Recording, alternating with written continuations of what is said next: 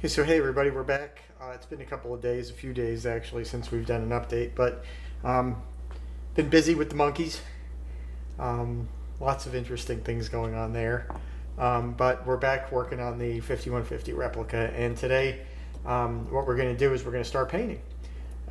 So we've got our neck that we've been working on. Um, we finished the final sanding on it, brought it out to 400 grit, so we've got a nice, really ultra smooth, slick kind of feel to the back of the neck. We did what's called, whiskering or raising the grain in between sanding, which means basically just using a damp rag dampened with water and kind of wetting the wood, which has a tendency or will raise the grain that kind of gets laid down as you're sanding, and the paper is unable to sort of cut. It raises it up and stiffens it, and then when you can go through, you can with sandpaper, it'll take that off and give you an even smoother finish. And if you do it twice, let's say you sand to 220, wet it, let it dry, you'll feel it's very rough. Wet it, sand it with 220 again till it's smooth. Then take your damp rag and once again wet it. Wait till it's dry. It won't be quite as rough as the first time you wet it when it dries, but then take your 220, cut it all back again, and then you can go to 320 and then 400, and then you'll have something that really feels just really slick. So that's where I'm leaving it at right now. So now we're going to start painting the headstock itself, and to do that, we're going to use obviously red, orange red kind of paint. Which is what Eddie's guitar kind of looked like. It was more red towards the beginning. Some of it is faded. Also, reds are very difficult to capture on cameras and the film stock, as well as the printing process or the process of the, let's say, the scanners that would have scanned these photographs into a digital format that could go on the internet, where you probably are looking at these pictures, can skew the reds a lot.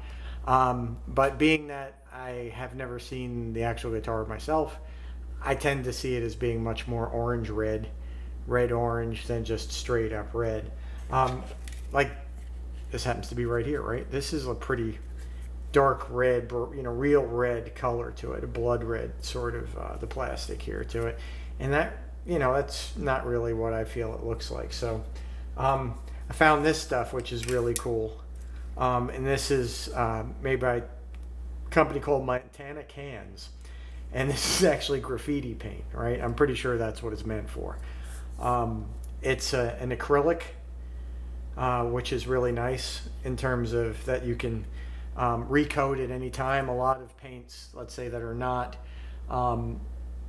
acetone solvent based, that are like let's say an enamel or something along those lines, you have to do all your painting in one day, or you have to wait, let's say, several weeks before you can reshoot paint over the not yet cured paint, or it'll wrinkle up.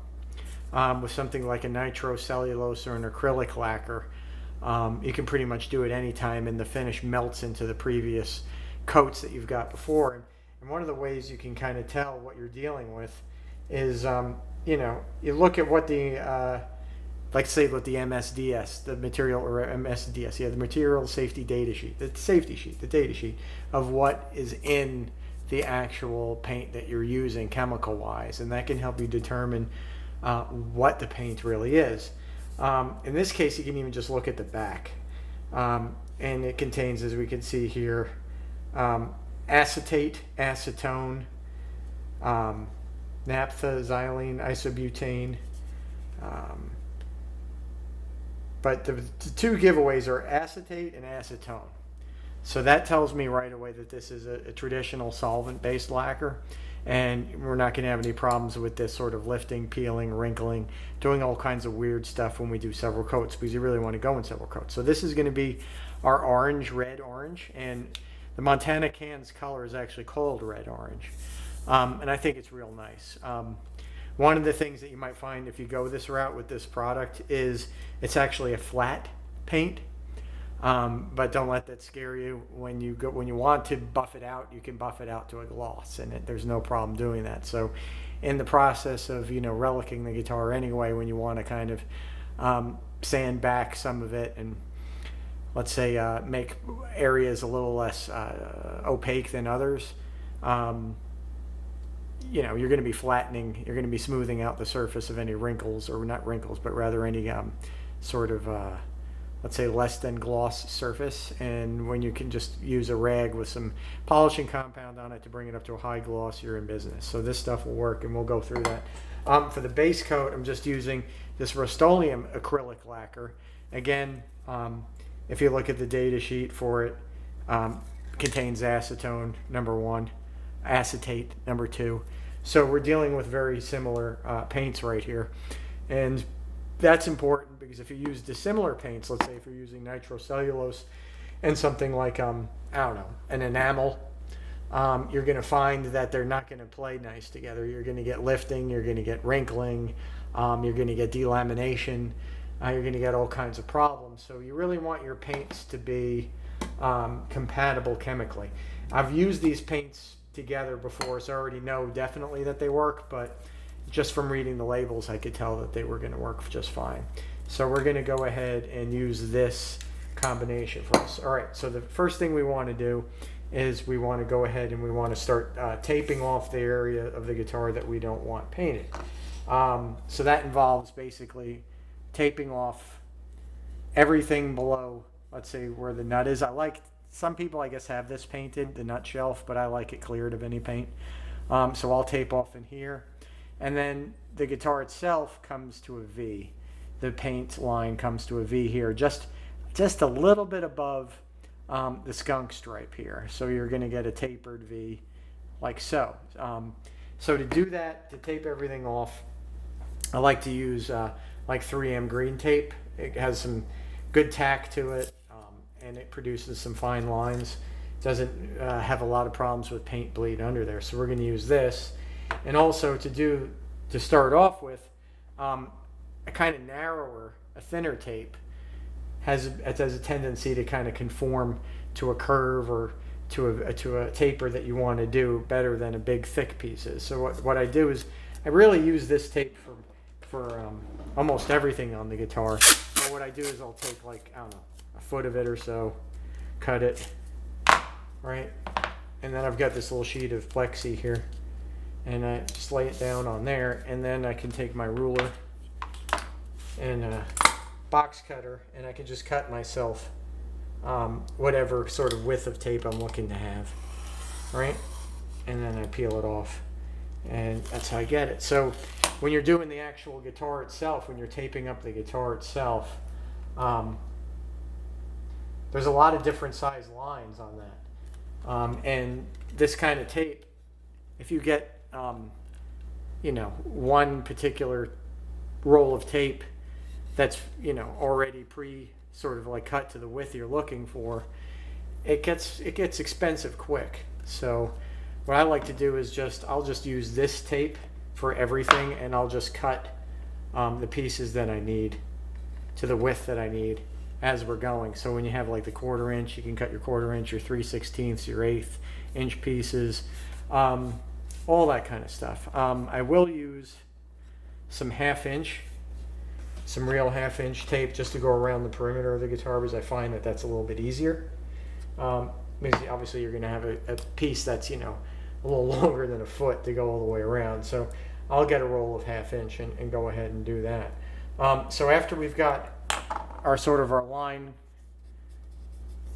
like so, the next thing I like to do is I'll just finish off the shelf right there.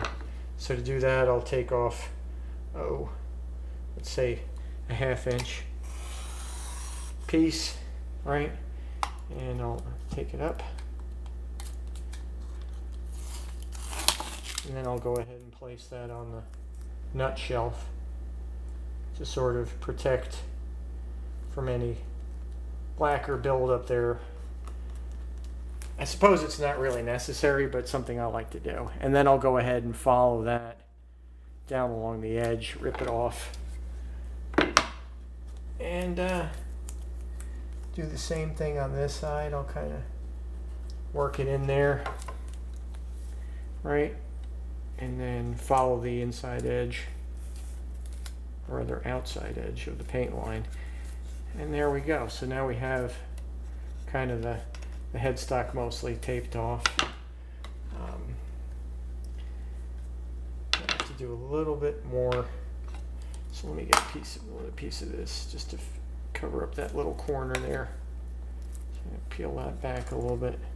Take my razor, get myself a little piece, right, and just kind of lay it into the nut shelf, right. Okay. All right, so we've got that all taped off like that. Now the next piece to put on the guitar to tape it off to protect it from places that you don't want the paint to get on would be around the fretboard. So we can start right there, wrap it around, right? And then we can use a pair of scissors here to cut it so it stays inside that line. Okay. And now I'm just going to go ahead and put another piece this way, right?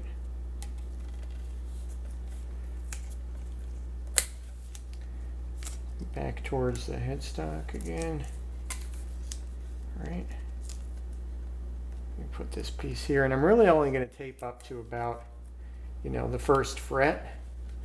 I'm going to show you something I like to do, because I'll tell you, when you're spraying paint, there's a little thunder for you. When you're spraying paint, it really does have a tendency to get into places that you never thought the paint would go, right? Because your paint really gets atomized and gets aerosolized and gets up in the air, and it's really difficult to predict where that stuff is going to end up landing. So if you leave a tiny little bit of the guitar that you don't want paint on it exposed, even if it's down here somewhere, you're probably going to find paint there when you're done. So it's a good idea to cover most of, well, actually all of the areas on the guitar that you wish to protect from the paint. So that's what we're going to do. So usually I tape about that much, and then what I've got, I'll go grab it right now, is another thing I like to use to really protect the guitar from all that kind of stuff. All right, if you go to like any place like the Home Depot or a home center, you can find this sort of wrap, which is for shipping, sort of like a palletizing wrap. And what I do is I just basically cover the rest of the neck in this. It's like basically like a food wrap, but it comes in a giant roll. I guess you could use saran wrap if you got that lying around, or some sort of food wrap. And I'll tape up, like I was saying, the entirety of the neck with it to prevent any paint from getting on any place where I don't want it. And then the final thing I'll do, once I've wrapped it off, is put another piece of tape right around where the plastic wrap started. Okay, so there we have the neck ready for the white coat. So we're basically protecting everywhere but where we want the paint. All right, so I'm going to go ahead and shake this stuff up and head into the paint booth to shoot a little bit of this stuff on there. I'm not going to bring the camera in there, obviously, because I don't want paint all over my camera. Another tip you might find is if it's summertime right now, so this stuff is nice and warm, but warm paint works a lot better than cold paint, and slightly hot paint works even better than warm paint. So you can actually, let's say, get yourself some hot water and kind of leave the can in hot water. Let's say something's like 120 degree sort of water, and heat up the can.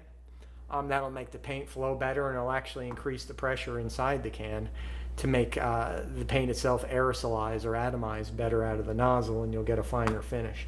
So that's kind of a trick there too. So I'm going to go ahead and do the first coat of 3 coats that we're going to use for the headstock. So I'll be back in a minute. Okay, so we got our first coat on. It's a very light coat. You can still sort of see the grain through the paint itself. So that's what you kind of want to do, is get first coat very light, second coat a little bit heavier, third coat you can kind of lay it on a little bit thicker to give yourself the layer of gloss that you're looking for. But with this paint, I like to wait about 15-20 minutes between coats.